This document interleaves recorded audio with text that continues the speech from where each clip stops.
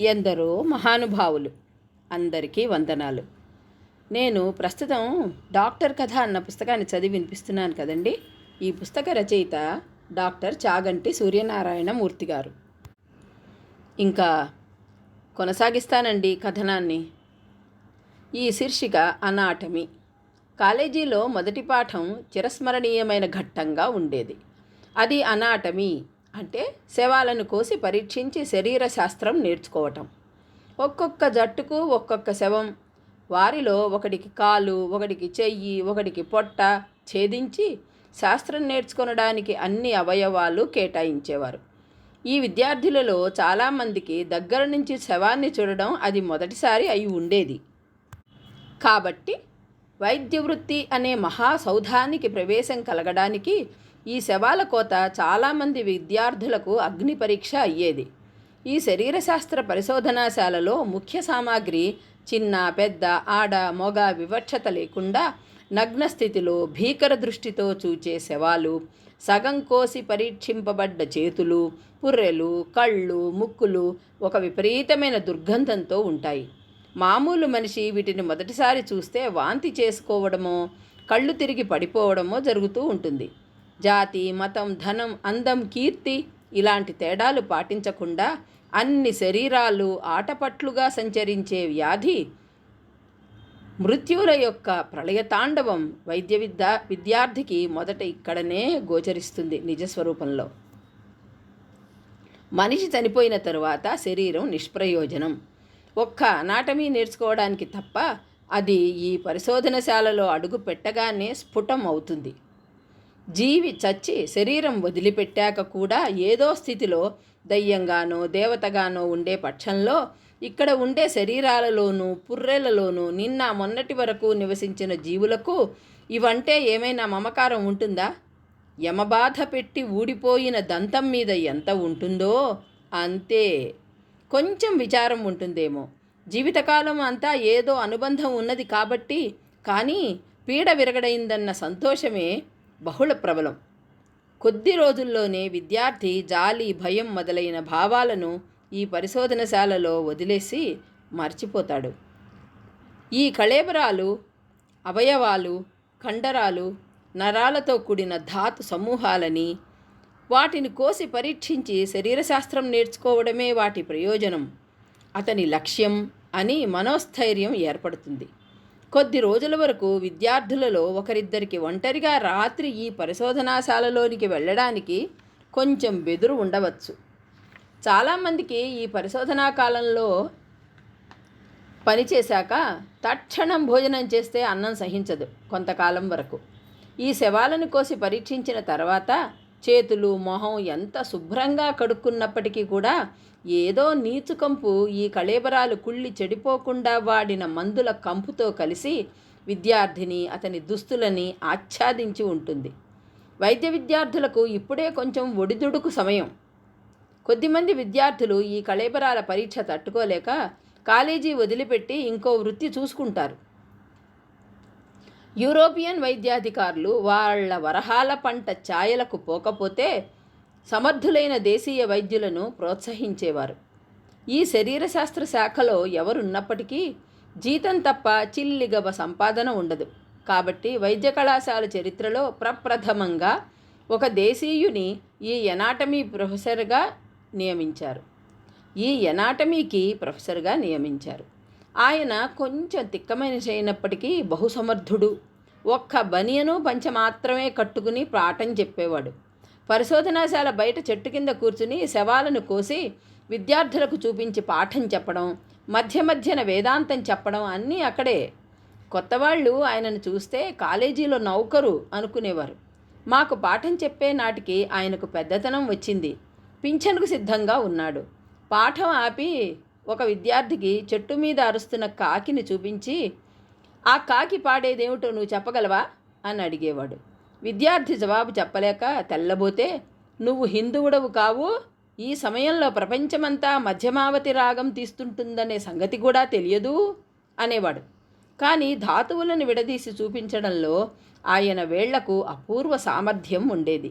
ఎంత సూక్ష్మాతి సూక్ష్మమైన ధాతువునైనా మెల్లగా వేళ్లతో కానీ కత్తి పిడితో గాని విడదీసి పరిశోధన చేయాల్సిందే. కత్తితో కోసి విడదీస్తే అది తెగిపోతుందని మీద విరుచుకుపడేవాడు. కొందరు విద్యార్థులకు తలపాగాలోంచి సిగ కనపడేది. దాన్ని అందరినీ చూడమని, చూశారా ఈ ఋష్యశృంగుడి కొమ్ము అని శరీరశాస్త్ర పరిభాషలో దాన్ని వర్ణించేవాడు. ఒక ఎముక రంధ్రంలోంచే జంటగా ప్రవేశించే నరాన్ని, రక్తనాళాన్ని చూపి, చూడండి వంతెన కింద దంపతులు ప్రేమ విహారానికి వెళుతున్నట్టు వెళుతున్నాయి ఈ రెండూను అని చమత్కరించేవాడు.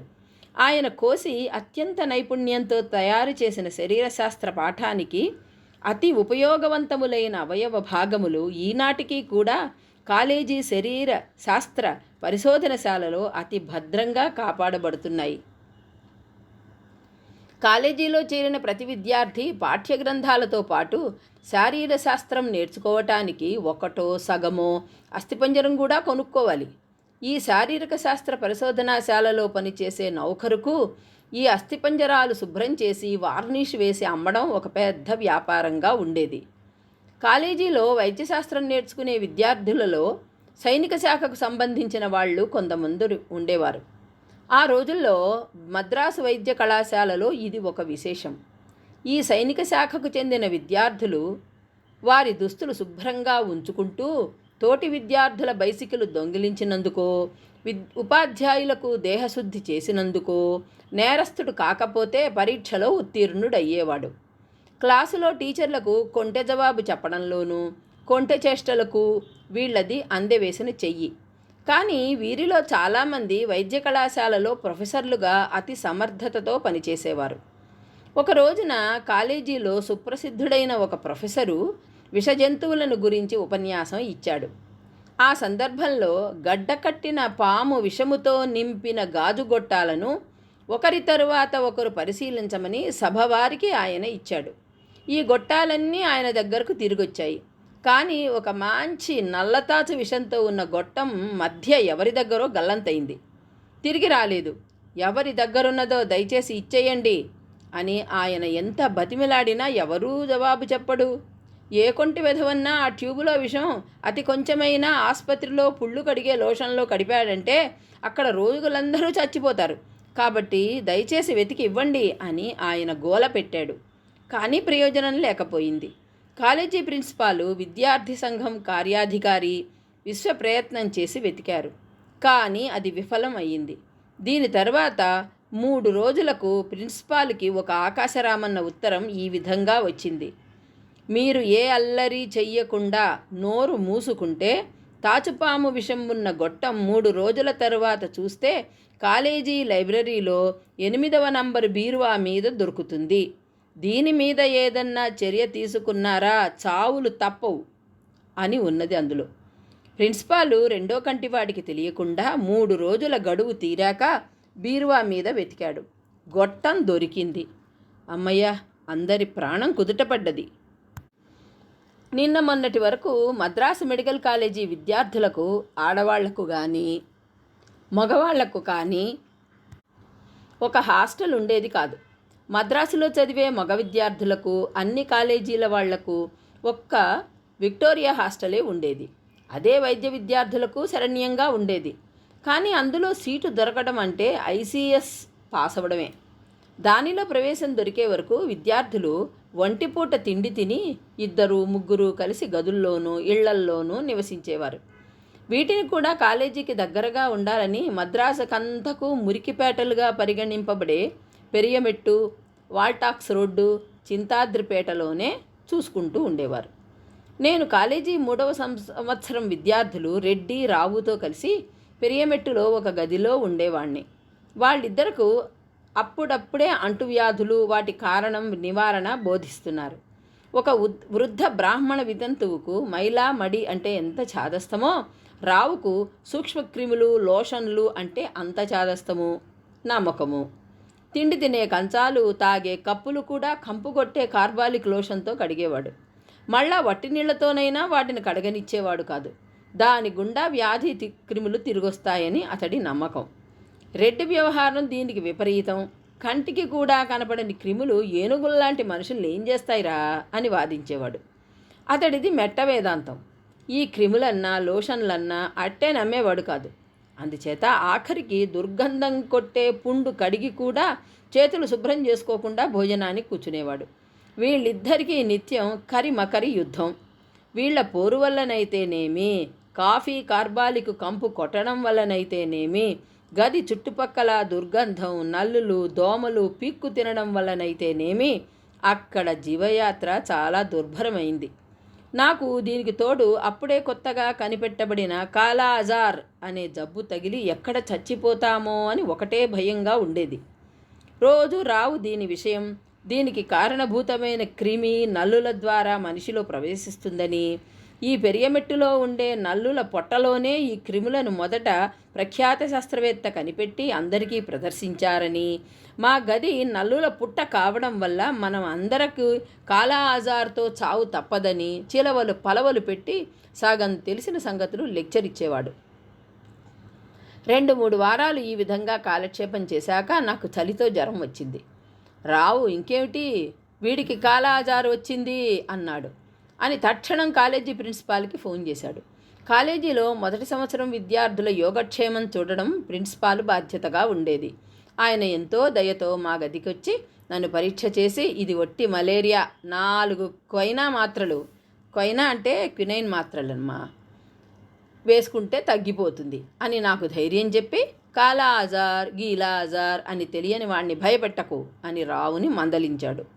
కానీ మేము నివసించే పరిస్థితులు చాలా అనారోగ్యమైనవని గుర్తించి తక్షణం విక్టోరియా హాస్టల్ వార్డెన్తో మాట్లాడి హాస్టల్లో సీట్ ఇప్పిస్తానని ధైర్యం చెప్పి వెళ్ళిపోయాడు. వారం తిరగకుండానే నాకు విక్టోరియా హాస్టల్లో సీట్ ఇచ్చారు. ఇంకా ఈ విక్టోరియా హాస్టల్ గురించి చెప్పాలంటే, ఈ విక్టోరియా హాస్టలు విద్యార్థులను అదుపాజ్ఞంలో ఉండటంలో జైలు కంటే కూడా కఠినం అనిపించేది. రాత్రి 8 గంటలకే గేటు మూసేసేవారు. వార్డెన్ అనుమతి లేకుండా ఎవరినీ లోపలికి కానీ బయటకి కానీ పోనిచ్చేవారు కాదు. వాళ్ళు పోలేరు. అందరూ సార్జెంట్ రూముకు వెళ్ళి అటెండెన్స్ బుక్కులో దస్కత్తులు పెట్టాలి. ఒక ముసలి ఆంగ్లో ఇండియను పోలీసు పింఛన్దారు 25-30 ఏళ్ళు సార్జెంటుగా పనిచేశాడు. కాబట్టి కొన్ని తరాల విద్యార్థులను వాళ్ళ అల్లరిని చూశాడు. కాబట్టి ఇతడు రూల్స్ కఠినంగా ఉన్నప్పటికీ కొంచెం చూసి చూడనట్లు పోయేవాడు. సెలవుల్లో ఇంటి దగ్గర నుంచి కొంచెం ఆవకాయ పట్టుకొచ్చిస్తే మరీ ప్రసన్నంగా ఉండేవాడు. ఏ మెంబర్ అయినా రూల్స్కి వ్యతిరేకంగా సంచరించాడంటే హాస్టల్ వార్డెన్కు సంజాయిషి ఇమ్మని మర్నాడు తాకీదు వచ్చేది. గేటు వేసిన తర్వాత చెప్పులు కర్ర ఈడ్చుకుంటూ పోలీసు సార్జెంటు లాంతరు పట్టుకుని ప్రతి గదికి వచ్చి పలకరించి పోయేవాడు. ఇంత వద్దీ ఉన్నప్పటికీ ఇతన్ని తప్పించుకొని కొందరు ఆరితేరిన విద్యార్థులు బయటకు గోడ దూకి వెళ్ళి రాత్రి ఊరల్లా సంచరించి లోపలికి ప్రవేశించేవారు. కొందరు విద్యార్థులు స్త్రీలను మగవేషం వేసి స్నేహితులని లోపలికి తీసుకొని వచ్చేవారని కూడా చెప్పుకుంటూ ఉండేవాళ్ళు. దీపావళి పండగ హాస్టలులో అతి అట్టహాసంగా జరిగేది. విద్యార్థులు చేసే అల్లరికి అంతూ పొంతూ ఉండేది కాదు. విద్యుత్ దీపాల తీగలు తెంపడం వల్ల హాస్టల్ అంతా చీకటి కోణం అయిపోయేది. ఎవడైనా విద్యార్థి కొవ్వొత్తి దీపం వెలుగున బుద్ధి తక్కువ చేత చదివాడా, వాడి పుస్తకాలు మతాబులతో పాటు మంట కలిసిపోయేవి. కానీ వైద్య విద్యార్థులంటే కొంచెం కనికరం చూపించేవారు. విద్యాసంస్థల చరిత్రలో విక్టోరియా హాస్టలులో సాంఘిక జీవనం అపూర్వమైనదని చెప్పాలి. ఇటు బరంపురం నుంచి కొలంబో వరకు, అటు తిరువాన్కూరు నుంచి హైదరాబాదు వరకు ఉన్న అన్ని ప్రదేశాల వారు, అన్ని జాతుల వారు మెడికల్, లా, ప్రెసిడెన్సీ, క్రిస్టియను మొదలైన వివిధములైన కాలేజీల్లో చదువుతూ ఉన్నప్పటికీ ఒక్క హాస్టల్లోనే ఉండడం అపూర్వం. 1 సంవత్సరం ఆ హాస్టల్లో ఉంటే భాషా భేదాలు, దేశభేదాలు అన్నీ ఉడిగి ఏకీభావం ఏర్పడేది. సాంస్కృతిక దృష్ట్యా కూడా హాస్టలులో జీవనం చాలా చెప్పుకోదగింది. హాస్టలులో మంచి లైబ్రరీ, పఠన మందిరాలు కూడా ఉండేవి. ఇంగ్లీష్ భాషలో పంచ్ వంటి ఒక పత్రిక, ప్రతి ప్రచురింపబడేది. దీనికి సంపాదకుడుగా చిత్రలేఖనంలో ప్రజ్ఞావంతుడైన ఒక మెంబరు ఉండేవాడు. సమర్థులైన మెంబర్ల వ్యాసాలు, కార్టూన్లతో చాలా ఆకర్షణీయంగా ఉండే ఆ పత్రిక పేరు చీపాక్ గెజెట్. అందులో వార్డెన్ మీద, కాలేజీలలో ప్రొఫెసర్ల మీద పాటలు, పద్యాలు, డ్రాయింగులు, హాస్యరసం ఉట్టిపడుతూ ఉండేవి. వైద్య విద్యార్థి అంటే హాస్టల్లో కొంత విశిష్టత ఉండేది. సాధారణంగా హాస్టలులో అందరికంటే ఎక్కువ కాలం గడపడమే కాకుండా అతని చదువు కొంచెం కష్టసాధ్యమని ఇతర మెంబర్లు అనుకునేవాళ్ళు. అప్పటి రోజుల్లో వేషభాషలకు వైద్య విద్యార్థులను చెప్పే ఇతరులను చెప్పాలి. ఈ కారణాల వల్ల వీరంటే ఇతరులు కొంత గౌరవ ప్రపత్తులతో ఉండేవాళ్ళు.